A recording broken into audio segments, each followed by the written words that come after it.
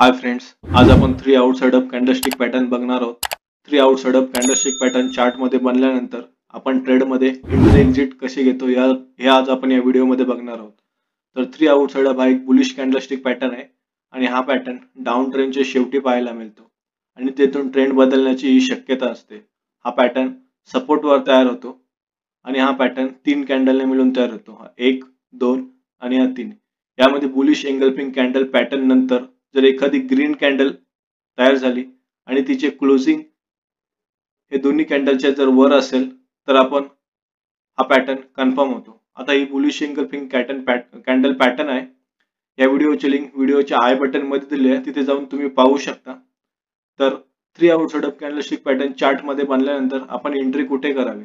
तर 3 outside up candlestick pattern बनल्यानंतर तिसऱ्या ग्रीन कॅन्डलच्या हायच्या वर आपण बाय एंट्री करावी आणि दुसऱ्या ग्रीन कॅन्डलच्या लोच्या खाली आपण स्टॉप लॉस लावावा. हा फ्रेंड्स, तर हा पॉवर ग्रिड कॉर्पोरेशन लिमिटेड कंपनीचा चार्ट आहे. या कंपनीच्या चार्टवर प्राइस सपोर्टवर ऍक्ट करत होती, डाऊन ट्रेंड होतं, तिथे 3 आउटसाइड अप कॅन्डलस्टिक पॅटर्न तयार झालं. पहिले सपोर्ट वर होणारी कॅन्डल ही रेड होती, त्यानंतर एक बुलिश एंगल्फिंग कॅन्डलस्टिक पॅटर्न तयार झाली, त्यानंतर तयार होणारी एक कॅन्डल ग्रीन तयार झाली आणि त्या दोन्ही कॅन्डलच्या हायच्या वर क्लोज झाली. त्यानंतर आपण एक इंडिकेटर यूज करायचा आहे, तो म्हणजे सिंपल मुव्हिंग ॲव्हरेज.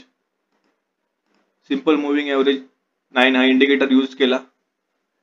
तिसरी तयार होणारी कॅन्डल ही सिंपल 9 मुव्हिंग ॲव्हरेज इंडिकेटरच्या वर क्लोज झाली. तिथे आपली फिक्स एंट्री बनली 307 रुपयाला आणि स्टॉप लॉस बनला असता आपला सेकंड ग्रीन कॅन्डलच्या लोच्या खाली.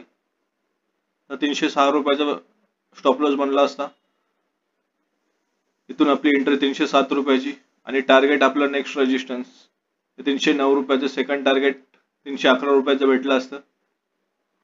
त्यानंतर ITC लिमिटेड या कंपनीमध्ये डाऊन ट्रेंड चालू होतं आणि प्राइस सपोर्टवर येऊन रिॲक्ट करायला लागली.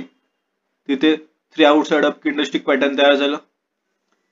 पहिली कॅन्डल रेड, त्यानंतर तयार होणी कॅन्डल ग्रीन, या पहिल्या रेड कॅन्डलला एंगल्फ केलं म्हणजे इथे बुलिश एंगल्फिंग कॅन्डलस्टिक पॅटर्न तयार झालं. त्यानंतर तिसरी तयार होणारी कॅन्डल ही दोन्ही कॅन्डलच्या हायच्या वर क्लोज झाली. त्यानंतर आपण बाय साइडला एंट्री बनवली. अजून एक आपल्याला कन्फर्मेशन पाहिजे असेल तर त्यानंतर तयार होणारी कॅन्डल ही सिंपल 9 मुव्हिंग ॲव्हरेज इंडिकेटरच्या वर क्लोज झाली, तिथे आपली परफेक्ट एंट्री बनली असती 439 रुपयाला आणि स्टॉप लॉस आपला बनला असता 437 रुपयाला. तिथून मार्केट वर गेलंय 460 रुपयाला. तर एवढं आपलं टार्गेट अचीव करता आलं असतं.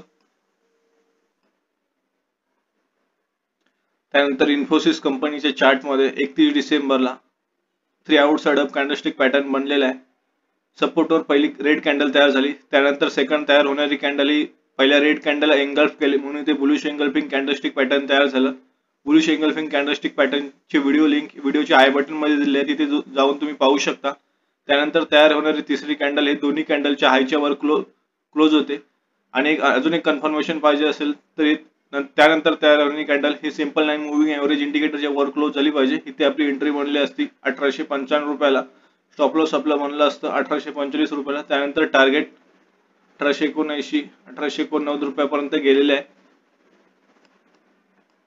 त्यानंतर मार्केट किती वर गेलेलं आहे? 1963 रुपयापर्यंत गेलेलं आहे. तर मित्रांनो, चार्टचा भरपूर सराव करत राहा. या व्हिडिओमध्ये एवढंच. भेटूया नेक्स्ट व्हिडिओ.